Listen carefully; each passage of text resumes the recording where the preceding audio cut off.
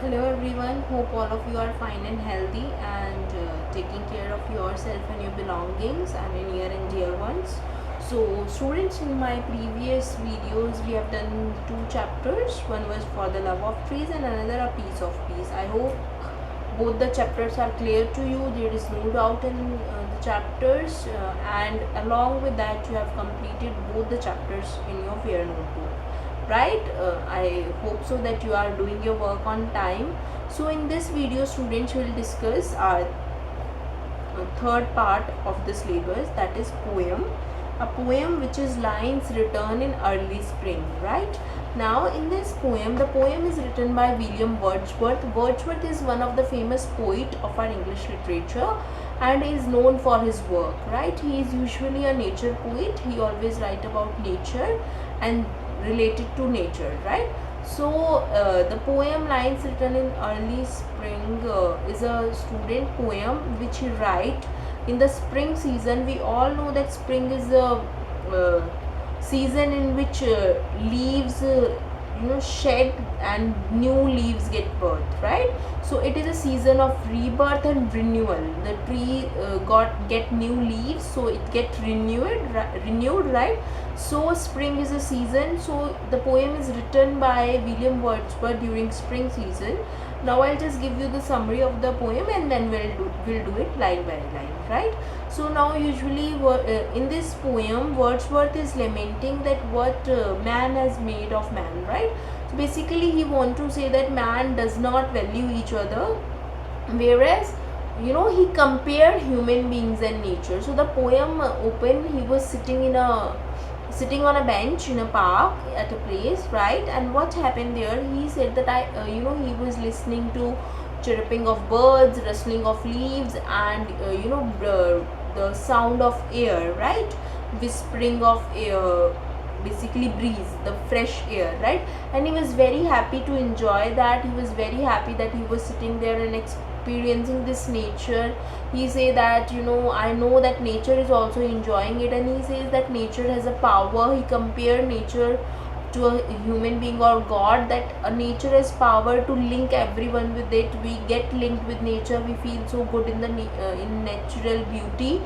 And he further says that I feel like the flowers, there are yellow flowers in the green shelter on the flower, all of them are enjoying this nature's beauty and they are taking, as the chapter is nature's gift, so he says all of this are unit is nature's bounty. So he say I think all of them are enjoying this natural beauty, and the yellow flowers are moving forward to take that fresh air.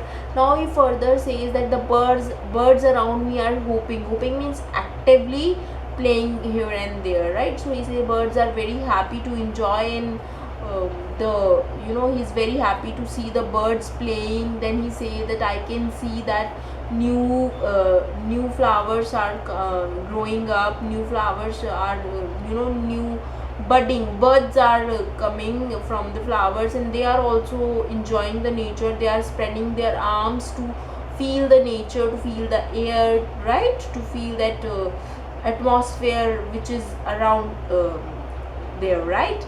Now further he says that I'm very happy to see this, that the nature's holy plan, means the god plan is to create such a beautiful nature for human being. But he says, if you'll see the last line, have I no reason to lament? Lament means to cry or to be sad of what man has made of man. He say that then I should not be, nature is giving itself to everyone. Nature does not buys human beings when it shower love, right? He say nature, god never buys human being for air, sunlight, trees.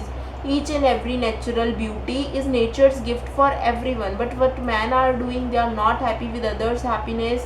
They always try to destruct other. They are just spoiling the nature. And that age when he was writing, there was industrialization, then there was urbanization, people were moving, industries were coming out, and along with that there were wars at different places. So he said that nature is doing so much for us, nature is giving us so much, god is giving us nature, but what we people are doing, we cannot even live happily with our fellow mates, right? We cannot live happily with the human beings who live with us, and we just find the ways to destruct or destroy each other. So this is the poem is all about, students. Let's go line by line so that it will be more clear to us, right? So let's go line by line, right?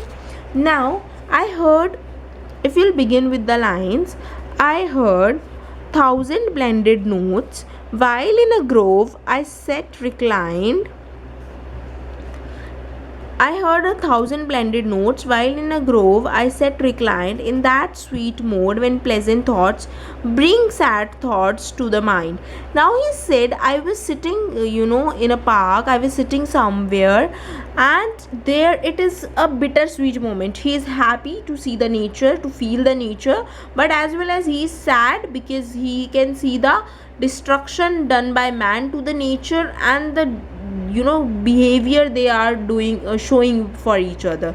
Now he says, I can hear the blended notes means musical harmonical, harmonical music of nature. It is chirping of birds, it is then your rustling of leaves, fresh air, all this music he is saying. I sat reclined. You can see he is sitting at a place, right? So he says, I sat reclined, and he say in a sweet mood. He said, now I am in a very happy mood, I am very happy to see that, and all the good thoughts are coming to my mind. I am able to meditate, I am able to rest, I am feeling very peaceful here.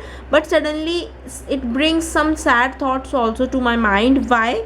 Because it says that to her fair works did nature link. He said nature has power to link herself to us, right? Nature give us so much to link us with herself. The human soul that ran through me ran, and it much grave to think what man has made. Now, but he says what we human beings are doing. We also have human soul. Nature, nature is giving us chance to attach us with her. It is giving us so much so that we can feel it. But what we human being are doing, we are not even taking care of each other. We just want to show. Grieved means full of pain and sadness. So he says my heart is very sad to think that we human beings, what we are doing with each other. We are not humble with each other, we are not polite, we are not lovable with each other, right? Now he say, through primrose tufts in that green bower, the periwinkle trailed its rats, and it's my faith that every flower enjoys the air it breathes. Now, it says that primrose tufts is yellow flowers, and green bower is that shelter. If you'll see yellow flowers, there is a shelter on the flower, right? So he says, I think it is all about the different kind of plants. If it is blue violet flowers, he says all of them are enjoying. I feel that each and every flower here is enjoying the fresh air, they are enjoying it. And what he further says that the birds around me hoped and played, their thoughts I cannot measure. He says birds around me are actively and lively enjoying, and I cannot even explain their enjoyment. I cannot even explain their feelings of joy, that what they are feeling.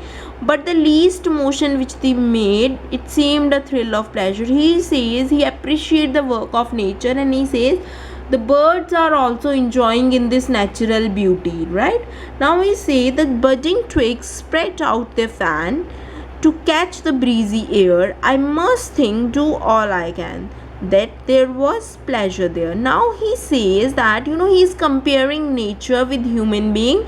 It is again a figure of speech. When he compared, he is making a budding twig. Budding twig means a newly grown branches. So now he say they spread out their fan, means just like they spread out their arms to catch the breezy air, to take to feel the breezy air, like human beings do when we when there is rain, or when we want to smell the that smell of mud, we try to do it, right, with our nose, or that we try to feel the rain on our palms. So this way he say that these budding twigs are moving out their arms, moving out their fan to catch the breezy air, right?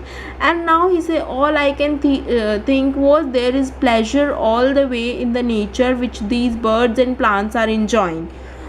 If this belief from heaven be sent, if such be nature's holy plan, have I no reason to lament what man has made of man? He says, now it was, heaven's plan, it was God's plan, nature's holy plan, to give such a beautiful world to human beings, which birds and plants are enjoying. But who is responsible for not getting that joy?